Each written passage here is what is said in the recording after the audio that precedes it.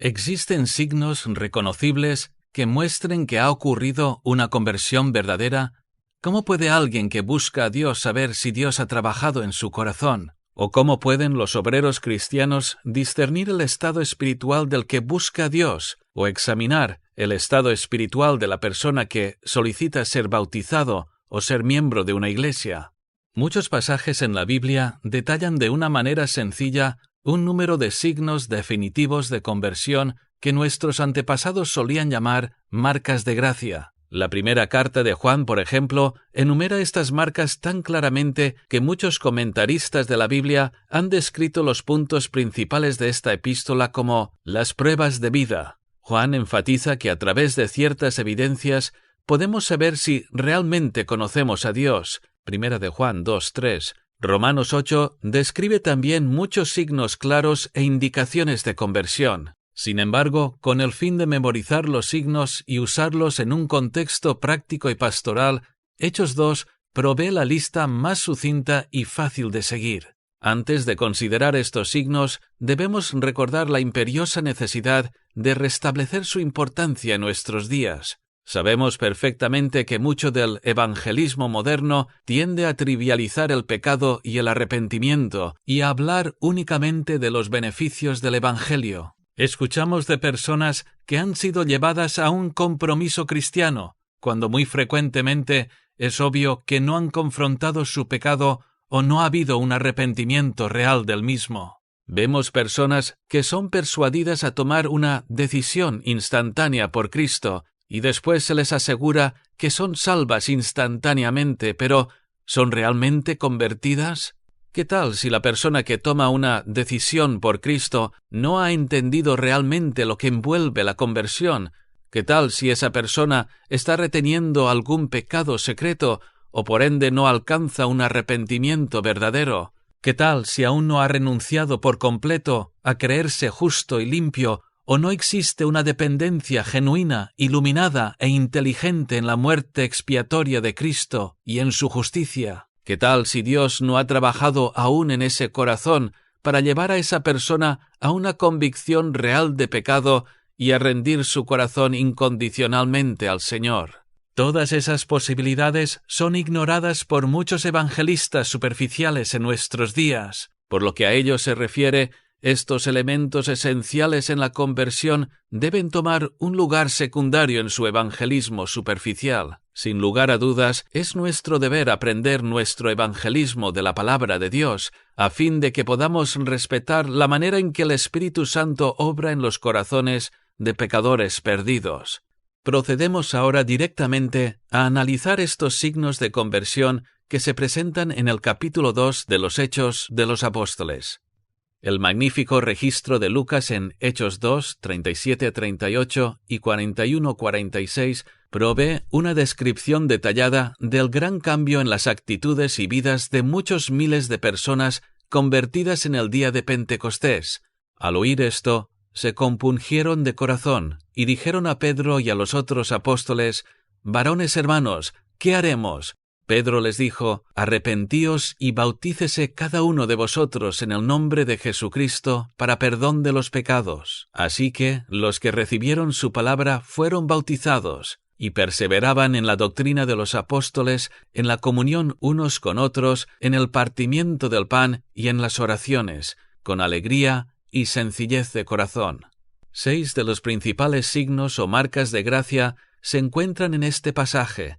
No había duda de la experiencia profunda y personal de estos hombres y mujeres. Fueron totalmente cambiados en mente y corazón, y no debido a nada que hicieran, pues fue el Señor quien los había transformado. La descripción en Hechos 2 nos asegura que un trabajo de gracia puede ser discernido. Si estamos preocupados por nuestra salvación, entonces tenemos que preguntarnos: ¿hemos experimentado estas marcas o evidencias del trabajo del Señor en nuestras vidas?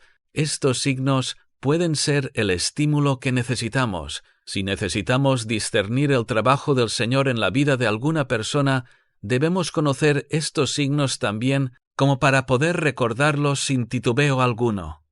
La primera marca de gracia en el pasaje es la experiencia de convicción de pecado que lleva a un arrepentimiento verdadero. Versículos 37 al 38. El bautismo solo se podía llevar a cabo cuando la gente había mostrado estar compungida de corazón o perforados en el corazón, como el griego indica, mostrando así verdadera vergüenza y preocupación por una vida en pecado y un genuino anhelo por encontrar perdón.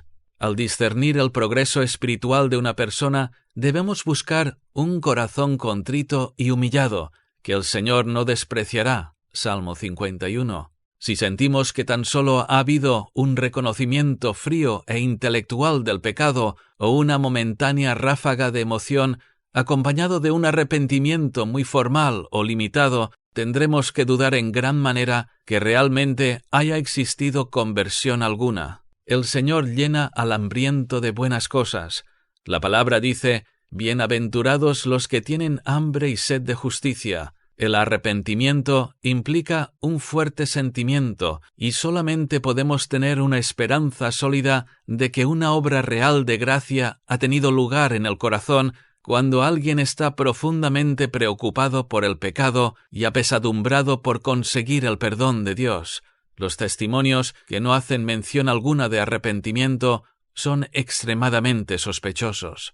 Todas esas historias de conversión de estrellas de pop que usualmente son dadas con un lenguaje superficial y jocoso, que hacen que la conversión parezca tan sencilla, están carentes de esta marca esencial de gracia.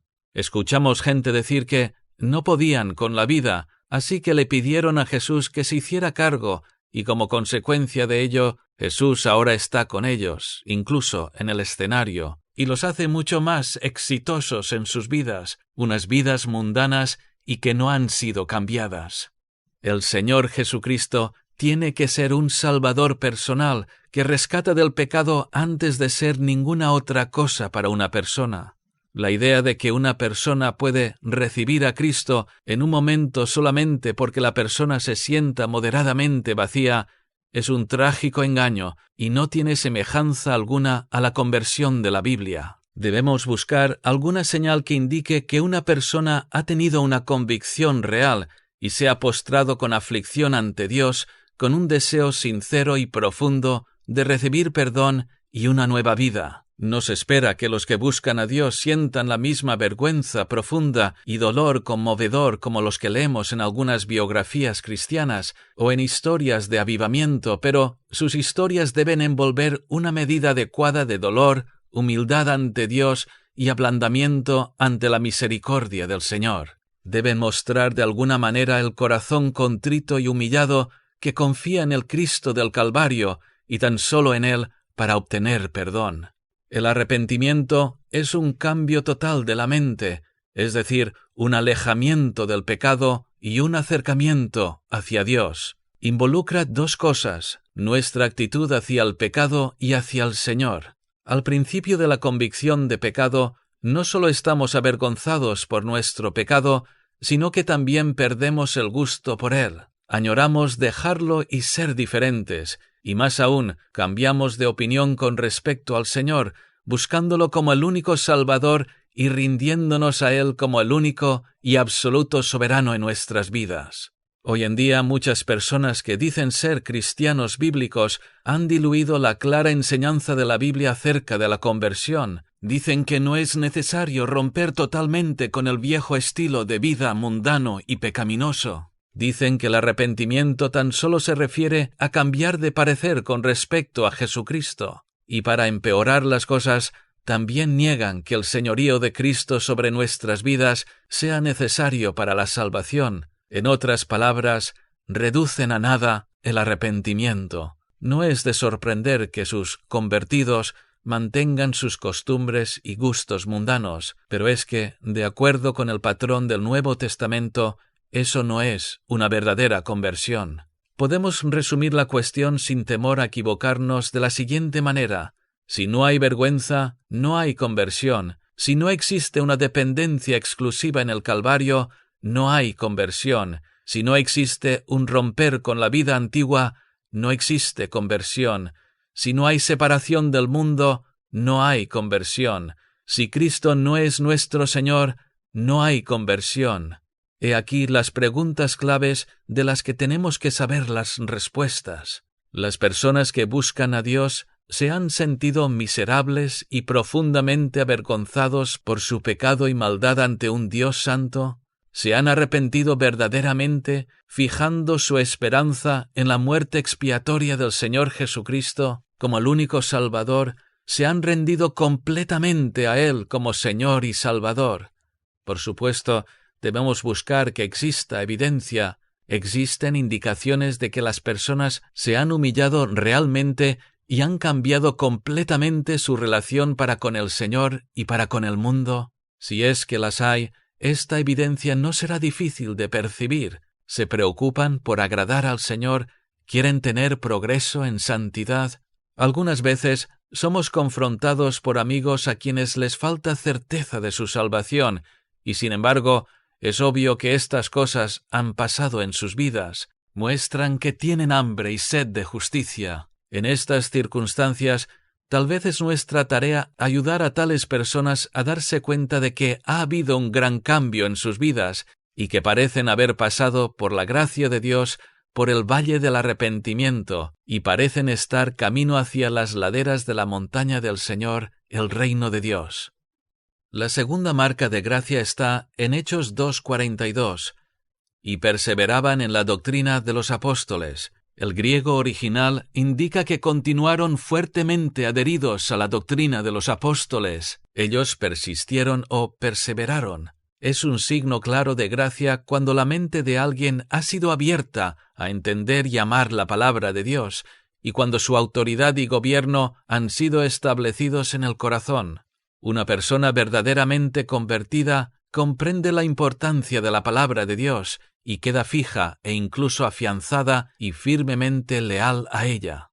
Esto es un signo claro porque 1 Corintios 2:14 declara enfáticamente que el hombre natural no percibe las cosas que son del Espíritu de Dios, porque para él son locura y no las puede entender, porque se han de discernir espiritualmente. La gente que no ha sido salva encuentra que la Biblia es complicada, oscura y difícil de entender. Entonces, cuando son realmente convertidos, repentinamente encuentran que sus páginas brillan con luz y significado, y sus corazones son confortados y movidos por ella. Tan solo el Espíritu es el que desentraña las Escrituras de tal manera. Probablemente los recién convertidos no entiendan de inmediato libros difíciles como Ezequiel y Apocalipsis, pero si antes estaban ciegos a toda la palabra, ahora la conversión les ha permitido ver con nuevos ojos. Las páginas que antaño eran áridas toman vida. Por otro lado, es muy improbable que las personas que no tienen progreso alguno con la Biblia hayan sido realmente convertidas, independientemente de la declaración de fe que hagan. Siempre debemos preguntar a quienes parecen haber sido o dicen haber sido recientemente convertidos lo que la Biblia significa ahora para ellos. Necesitamos saber si los ha conmovido o sorprendido repentinamente, ha adquirido una autoridad nueva y fascinante sobre sus vidas. Las personas realmente convertidas querrán hacer cualquier cosa que la Biblia dice, no debatirán a la ligera cada cosa que la Biblia dice, sino que serán retados y guiados fácil y rápidamente por lo que las Escrituras enseñan. Es también importante buscar perseverancia en esta nueva receptividad que ha sido encontrada hacia la palabra de Dios. Cambian de parecer sin motivo los que se convierten, desaparecen por 2 semanas para después volver a la casa de Dios como si nunca se hubiesen ido. Pueden encender y apagar sus sentimientos espirituales como un interruptor de luz.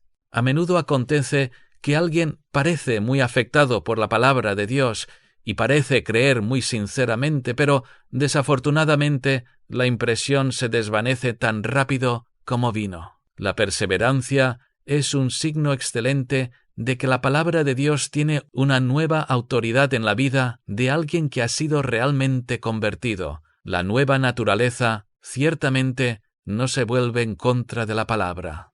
La tercera marca de gracia en Hechos 2:42 se aprecia en la palabra comunión, y perseveraban en la comunión unos con otros.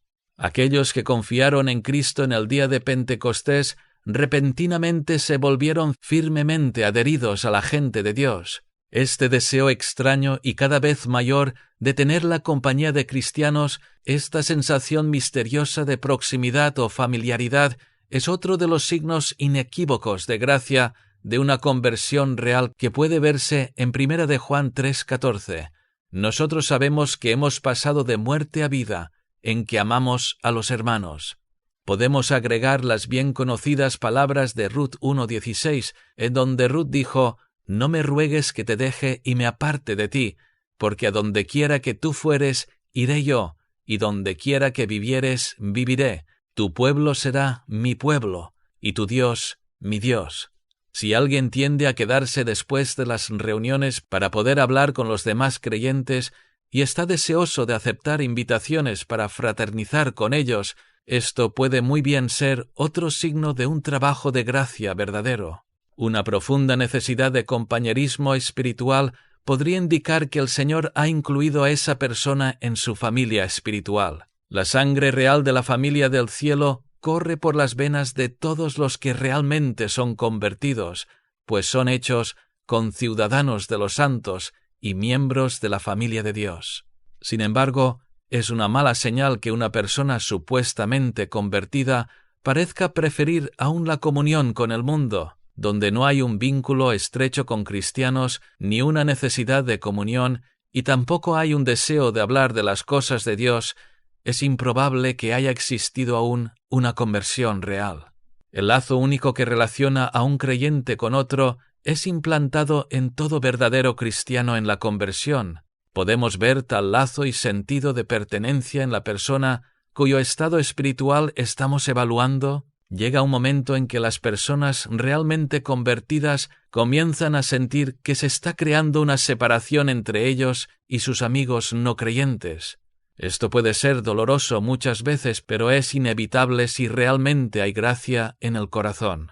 La persona realmente convertida se siente diferente y está ahora entregada a principios y deseos diferentes. Desde luego que hay un deseo y añoranza por la salvación de esos antiguos amigos, pero aquel viejo apego es profundamente afectado por la conversión, y este hecho provee evidencia del trabajo del Espíritu en el corazón. Llegado este momento, es necesario hacer una advertencia. La gente joven tiene una afinidad natural los unos por los otros, y muy a menudo sucede que jóvenes que no han sido realmente convertidos respondan bien a un cierto tipo de ambiente juvenil. Esta posibilidad aumentará si el grupo juvenil, como a veces sucede, pone un énfasis imprudente y no espiritual en actividades recreativas. Jóvenes no convertidos pueden aceptar el mensaje espiritual de un grupo simplemente porque la amistad de sus amigos se ha hecho importante para ellos. Haríamos bien en notar si nuevos creyentes se relacionan de una manera especial con las personas espiritualmente más jóvenes dentro de dicho grupo, y con creyentes más maduros también. Otra marca clara de gracia, la cuarta, mencionada en el pasaje de Hechos, es la práctica de la oración. Esos judíos que habían sido convertidos no habían conocido nada de la oración real y personal, con acceso consciente y directo a Dios. Sus oraciones eran ofrecidas a través de la maquinaria de la sinagoga y los sacerdotes. Las oraciones personales generalmente no eran más que repeticiones de frases frías y paganas. Sin embargo, una vez que eran realmente convertidos, estos creyentes no podían mantenerse lejos de las reuniones de oración, ya que habían descubierto la calidez, la maravilla, el privilegio y el poder de la oración profunda y efectiva. Eran conscientes de que eran hijos de Dios y de que su propio sumo sacerdote en los cielos escuchaba todas sus súplicas. Sus corazones eran confortados al orar y recibían respuestas definitivas. El descubrimiento de la oración es un signo maravilloso de gracia. Tal sensación de ser hijo de Dios con un fuerte deseo de estar en su presencia proviene solamente del trabajo del Espíritu. Y por cuanto sois hijos, Dios envió a vuestros corazones el Espíritu de su Hijo, el cual clama Abba Padre. Gálatas 4:6. Debemos mirar con gran precaución a una persona convertida que no tiene nada que decir al respecto de esta experiencia personal de oración. Debemos preguntar a esa persona si ha descubierto la oración. Debemos escuchar y ver si comparte experiencias de cómo el Señor ha contestado sus oraciones. ¿Tiene algo que decir acerca del tipo de cosas por las cuales ora? ¿Ha dejado atrás las oraciones insignificantes y puramente egoístas de gente no convertida, habiendo aprendido a orar por bendiciones espirituales, tales como entendimiento, poder sobre el pecado y bendición al testificar? Las personas realmente convertidas en poco tiempo muestran entendimiento acerca de las oraciones espirituales. Muestran evidencia de estar mucho más preocupadas por sus familiares y amigos que no han sido salvos que por ellos mismos, y también alaban al Señor en sus oraciones. Si la gente profesa conversión y aún así entran en pánico y tristeza cada vez que hay una tribulación en sus vidas, es probable que nunca hayan experimentado esta esencial e invaluable marca de gracia. Los convertidos genuinos más maduros pueden disminuir gradualmente la práctica de la oración para su vergüenza y pérdida, pero el descubrimiento de la oración es un signo de gracia prominente en las primeras etapas de la experiencia cristiana, tal y como lo muestra el pasaje en Hechos 2. Los verdaderos convertidos llevan sus problemas instintivamente al Señor en oración, y cuando hacen esto, sabemos que realmente lo han encontrado. Otra marca esencial de gracia, la quinta, es descrita en Hechos 2, 46 al 47, donde se nos dice que los que se convirtieron el día de Pentecostés se caracterizaban por una dedicación sincera y firme y una lealtad de corazón descritas como sencillez de corazón. Algunas traducciones modernas hablan de sinceridad de corazón. En otras palabras, ocurre un gran cambio en los pensamientos y sentimientos más íntimos de la persona convertida, lo cual la lleva a tener una actitud muy abierta hacia las cosas de Dios, dedicación a su causa y pureza de motivo. La gente que realmente es convertida está más que dispuesta a cambiar su estilo de vida para complacer a Dios. No tienen una motivación doble, queriendo bendiciones divinas y fama mundana, fortuna y placeres al mismo tiempo. Pablo dice en 2 de Corintios 5:17, de modo que si alguno está en Cristo, nueva criatura es. Las cosas viejas pasaron, he aquí todas son hechas nuevas. En la conversión real la promesa de Dios es cumplida, y les daré un corazón y un espíritu nuevo pondré dentro de ellos, y quitaré el corazón de piedra de en medio de su carne, y les daré un corazón de carne. Ezequiel 11:19.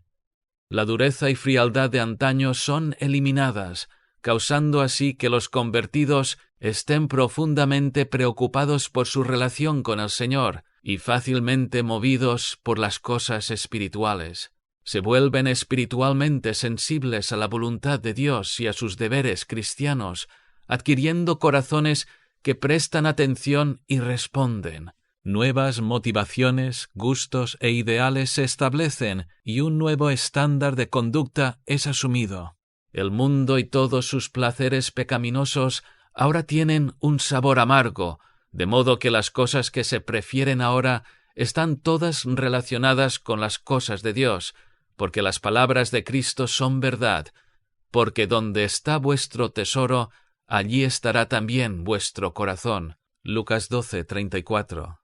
Al buscar discernir el estado espiritual de una persona que busca a Dios, debemos buscar estos signos inconfundibles, tales como un cambio de carácter y actitud.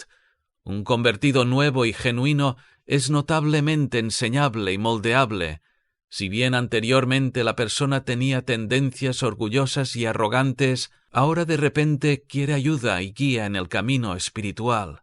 Muy frecuentemente nos maravillamos ante el cambio que experimenta la gente. Sus corazones son tan radicalmente cambiados que realmente tienen gran deseo de hacer lo correcto. Puede ser que aún tengan sus momentos de necedad y resistencia a Dios en algunas cuestiones, pero generalmente hay una marcada susceptibilidad a la enseñanza y a la exhortación. Es un signo muy poderoso de gracia cuando una persona distante y bastante engreída de pronto se convierte en una persona cálida, humilde y enseñable. Eso es una conversión real. Por otro lado, cuando los que dicen ser convertidos permanecen adictos a las posesiones de este mundo, ambiciones, moda y música rock, y les da igual cuando se les dan consejos serios de la palabra de Dios, entonces debemos dudar seriamente que realmente hayan recibido un nuevo corazón.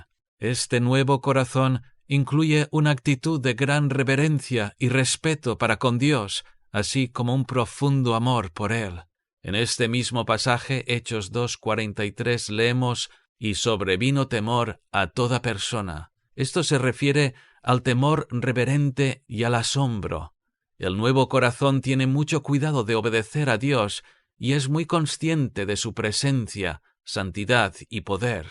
La persona que se dice convertida, que es muy cambiante y casual, tal vez nunca haya recibido ese nuevo corazón. Lo mismo se aplica al tipo de personas que frecuentemente encontramos conduciendo cierto tipo de reuniones cristianas y que emplean un estilo irreverente, altamente informal, comportándose más bien como personas de la farándula que como embajadores de Cristo. Desafortunadamente, con el paso del tiempo, los creyentes pueden perder su primer amor y pasar por temporadas de frialdad y desobediencia. Esta es una falta muy grave y que apaga el espíritu, pero al principio de la vida cristiana, el corazón cálido, abierto, que escucha y responde y que es obediente, es bastante evidente y tiene que ser visto como una marca de gracia primordial.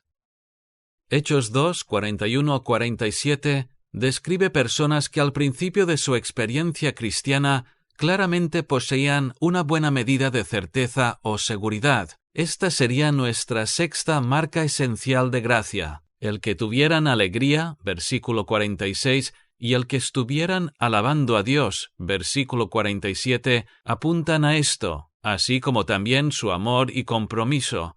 Todos los convertidos reales experimentarán una bendición inicial de certeza de que pertenecen a Cristo, aun si ésta se desvanece debido a dudas avivadas por los ataques de Satanás. La Biblia habla de un sello de certeza que es dado a todos los cristianos en el momento de su conversión. Efesios 1:13 dice: «En él también vosotros, habiendo oído la palabra de verdad, el evangelio de vuestra salvación, y habiendo creído en él, fuisteis sellados con el Espíritu Santo de la promesa». Esta misma bendición de certeza es mencionada también en 2 de Corintios 1:22. No tenemos ningún derecho a esperar que recién nacidos en Cristo tengan una enorme certeza y una seguridad completa, pero sí esperamos ver el sello. Este sello es un sello de atestación y autenticidad, como el grabado hecho en cera por un sello o anillo de sello. Es el tipo de sello que los nobles de antaño solían poner en sus documentos y cartas para autentificarlos. Es la marca divina de propiedad impresa en el creyente. En cada conversión real, el Espíritu Santo colocará su sello autentificador sobre su propia obra. Los verdaderos convertidos experimentan sentimientos totalmente diferentes a todo lo que han conocido antes.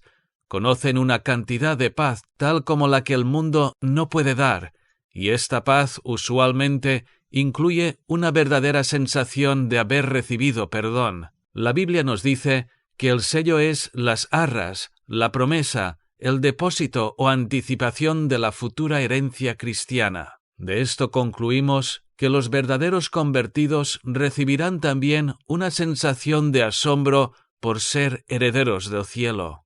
Puesto que Dios pone su sello en la conversión, los que se convierten sin duda alguna sentirán que algo maravilloso les ha sucedido. Sentirán que sus deseos han cambiado, que se les ha dado un nuevo odio hacia el pecado y que un nuevo poder se les ha dado sobre sus pecados dominantes. Por tanto, el sello autentificador del Espíritu Santo es sentido en el corazón de los convertidos, pero es también visible a los espectadores en términos de una conducta cambiada. El asesor espiritual querrá saber si las personas que están siendo ayudadas han sentido estas cosas. Una persona a la cual le falta certeza tal vez pueda ser ayudada haciéndole la siguiente pregunta. ¿En algún momento tuviste alguna certeza de que fuiste convertido? ¿En algún momento sentiste que fuiste perdonado y que eras una nueva persona? La respuesta tal vez sea, oh sí, una vez, cuando me arrepentí por primera vez y confié en el Señor, en ese entonces sentí certeza. Sin embargo, se necesita gran cuidado al buscar certeza en la gente, porque a muchos convertidos reales les falta tener una fuerte sensación de certeza.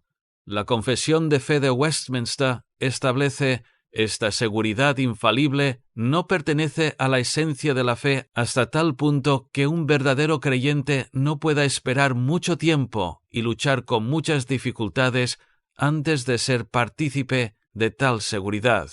Los consejeros espirituales deben saber cómo mostrar a los creyentes atribulados lo que Dios ya ha hecho por sus almas. Deben estar listos para analizar estas marcas de gracia con almas en duda y abatidas para que, si es que existieran las bases, puedan obtener consuelo y certeza de la evidencia clara de que Dios ha trabajado en sus vidas. Aunque no se menciona en Hechos capítulo 2, el antagonismo de Satanás para con el nuevo convertido es también un signo esencial de la salvación, en nuestro caso el séptimo. El adversario siempre dispara sus dardos de fuego, es decir, dudas y temores en la mente del verdadero convertido. Cuando el que busca a Dios se ve bombardeado por dudas acerca de la verdad del Evangelio y acerca de su propio progreso espiritual, puede que sea una señal positiva de que el Espíritu Santo ha estado realizando una obra de gracia en el corazón. Un alma que no es salva, aún encadenada espiritualmente, no está usualmente tan abrumada por dudas y miedos satánicos.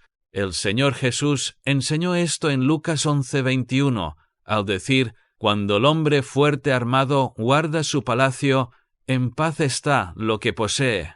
En este versículo, Satanás es el hombre fuerte y armado, representado como un tirano que no maltrata o lastima a sus esclavos mientras están seguros dentro de sus paredes fortificadas. Sin embargo, los que son verdaderamente convertidos ya no están en la fortaleza, han sido emancipados y por ende, para ellos ha comenzado una gran batalla. Ahora tienen que luchar contra principados, contra potestades, contra los gobernadores de las tinieblas de este siglo. Efesios 6:12.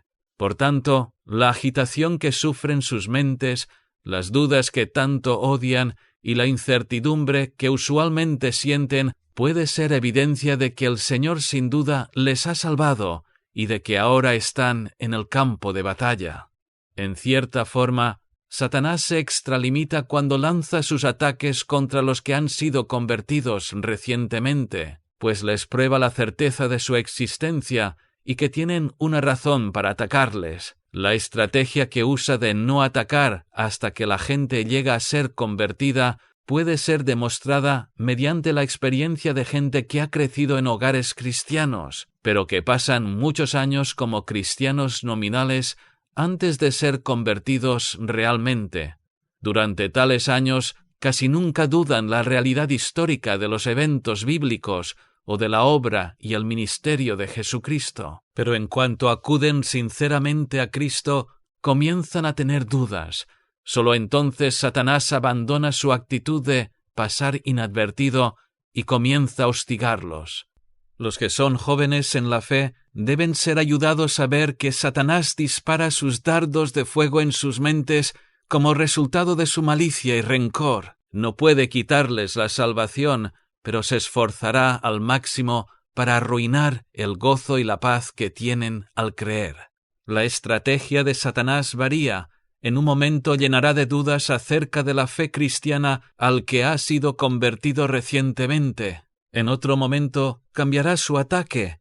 Oh sí, dirá, todo es verdad, la Biblia es verdad, la fe es verdad, la salvación es verdadera, pero tú no te has convertido, te estás engañando.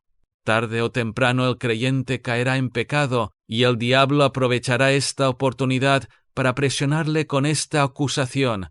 ¿Cómo puedes tú ser un hijo de Dios? El simple hecho de que los que han sido convertidos recientemente puedan estar preocupados acerca de si son realmente salvos o no, es en sí mismo evidencia de la conversión.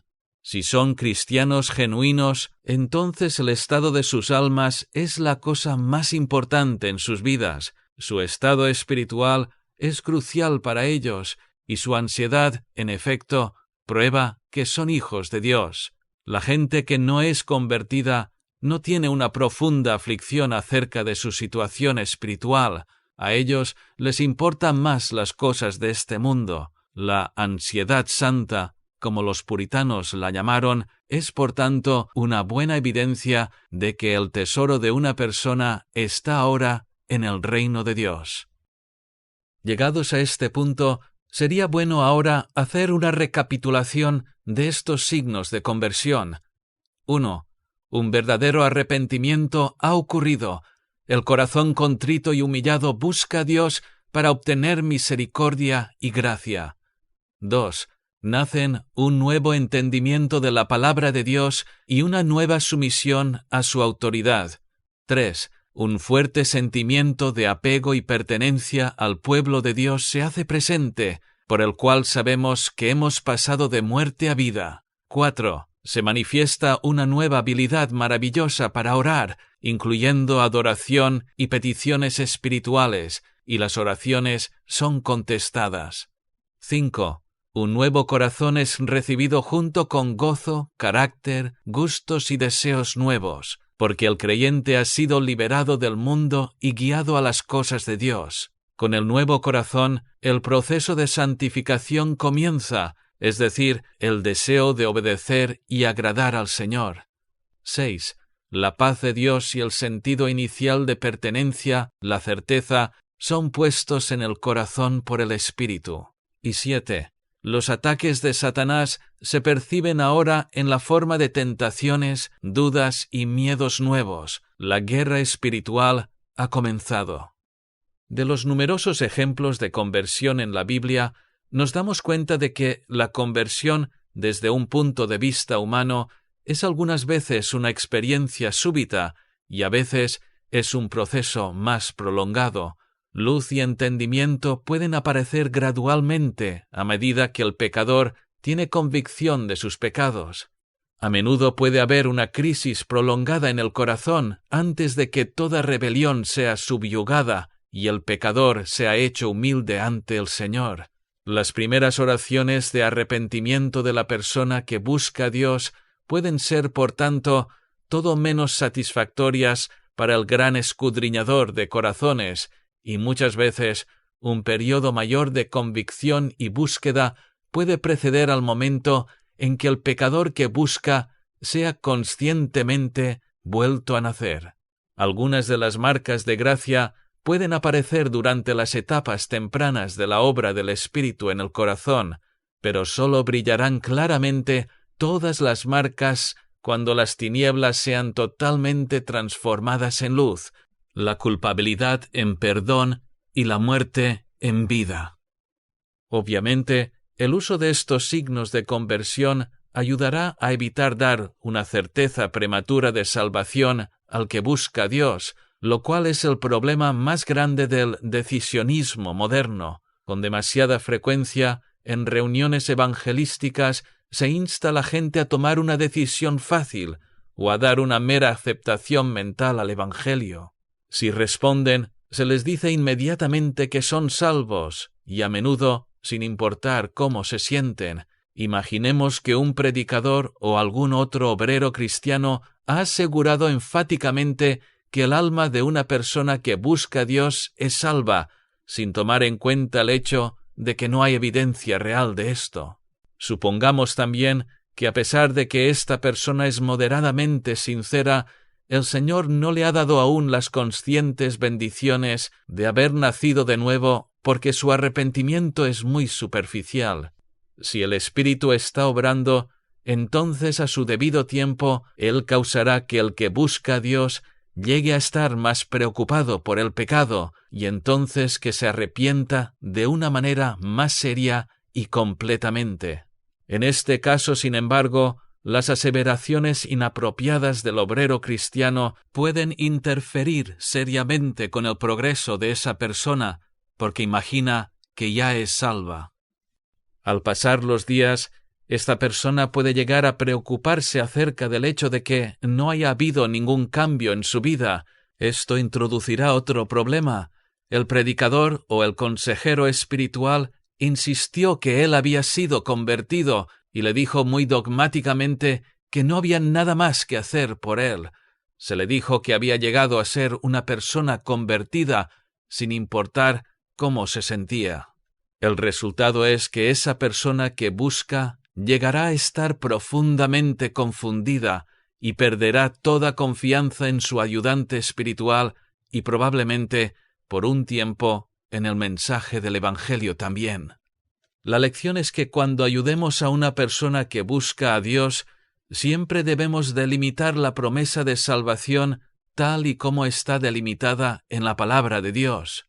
Mas si buscares a Jehová tu Dios, lo hallarás, si lo buscares de todo tu corazón y de toda tu alma. Las palabras vitales y operativas aquí son sí y todo y toda. Si el predicador o ayudante en este caso tan solo hubiera instado a esa persona a arrepentirse y rendirse a Cristo, agregando que si lo hacía con todo su corazón sería salvo, entonces no habría surgido ninguna confusión. Si tan solo el predicador o el consejero no hubiera insistido que esa persona era definitivamente salva, entonces hubiera retenido su oportunidad de ayudarla en el futuro. Una vez que esa persona se hubiera dado cuenta de que aún no había sido bendecida, habría estado lista para reexaminar su aproximación al Señor y sin titubeo habría regresado al predicador o consejero para obtener ayuda. Entonces el siervo de Dios hubiera tenido la oportunidad de describir algunos de los errores que cometen los que buscan a Dios cuando acuden a Él.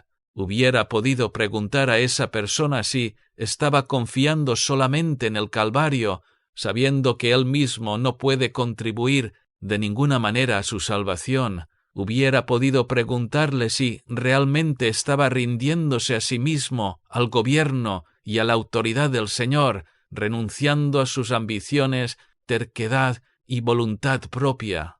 Hubiera podido retar a esa persona acerca de la autenticidad de su arrepentimiento y si podría estar escondiendo hábitos pecaminosos, esperando entrar en el reino de Dios sin arrepentirse de ellos.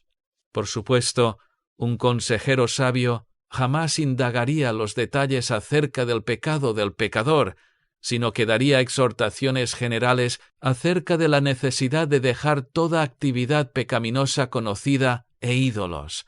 Indagar los detalles es jugar a ser sacerdote, y esto lleva a dos resultados desastrosos. Uno es que la conciencia culpable de la persona puede ser aliviada por haber confesado a un predicador, y entonces ya no se siente suficientemente afligida para confesar el pecado a Cristo.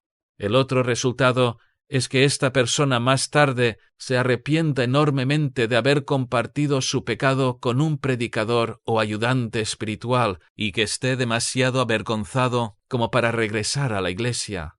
Tristemente, estos resultados son producidos comúnmente por consejeros espirituales insensatos que escuchan recuentos detallados del pecado.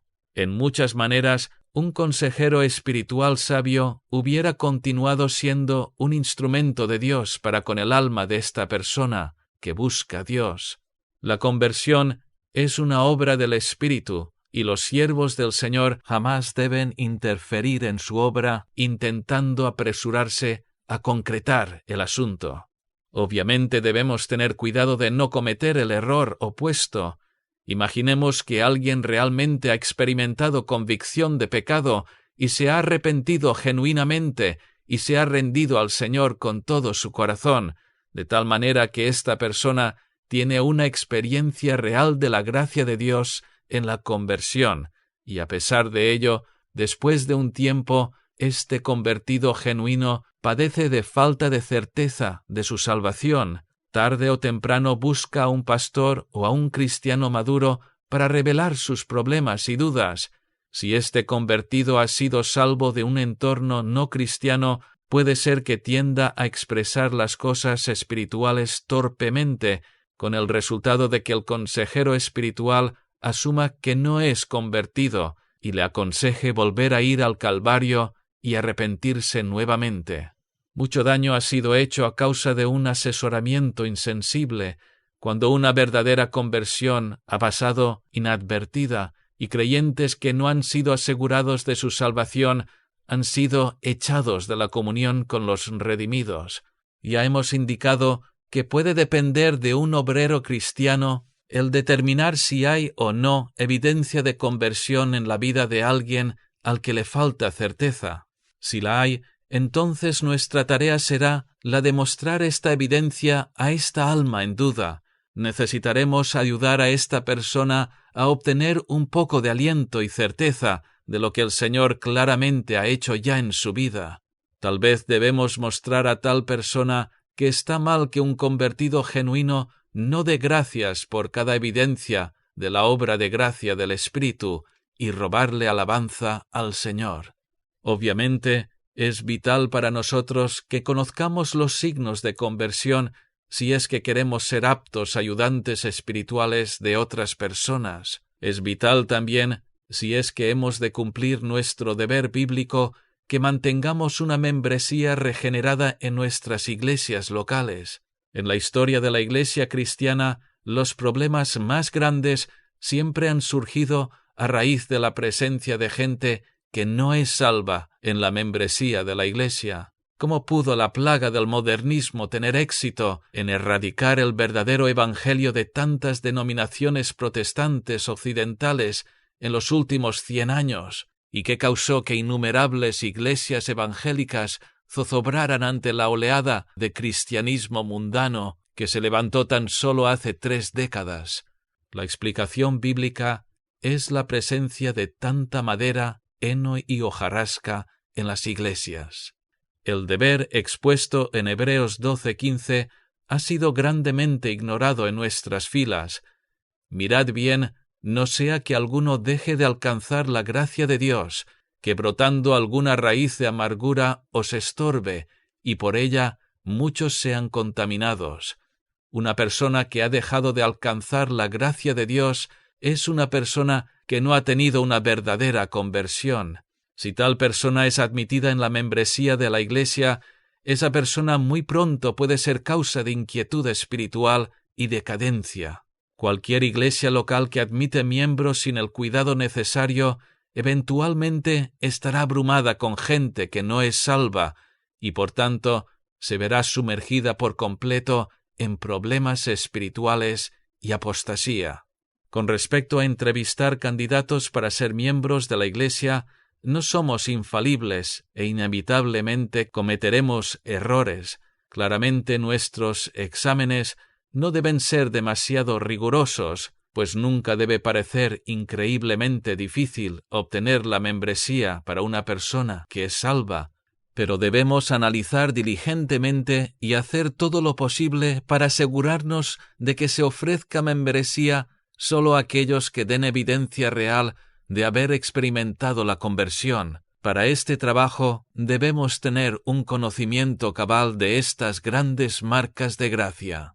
El Nuevo Testamento también hace referencia a otros signos de conversión, pero este estudio se limita a aquellos que son reconocibles más fácilmente. Incluso en Hechos 2 hay otro signo importante que no se ha considerado en aras de la brevedad.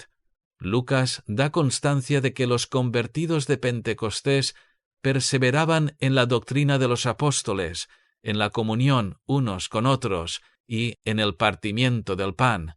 Es una marca de gracia que los verdaderos convertidos realmente quieren adorar al Señor y mostrar su amor por Él. No se necesita perseguirles ni persuadirlos. no tienen, sin una buena razón, un mal recuento de asistencia a la casa del Señor. Se podría decir más al respecto, y el lector tal vez quiera mantener esto en mente como un octavo signo de conversión. Que el Señor nos faculte para juzgar sabiamente al intentar ayudar almas necesitadas, y que nos mantenga siempre conscientes de que la conversión es la obra del Espíritu Santo. Cualquier cosa que hagamos, nunca debemos intentar asumir o usurpar su prerrogativa divina y soberana.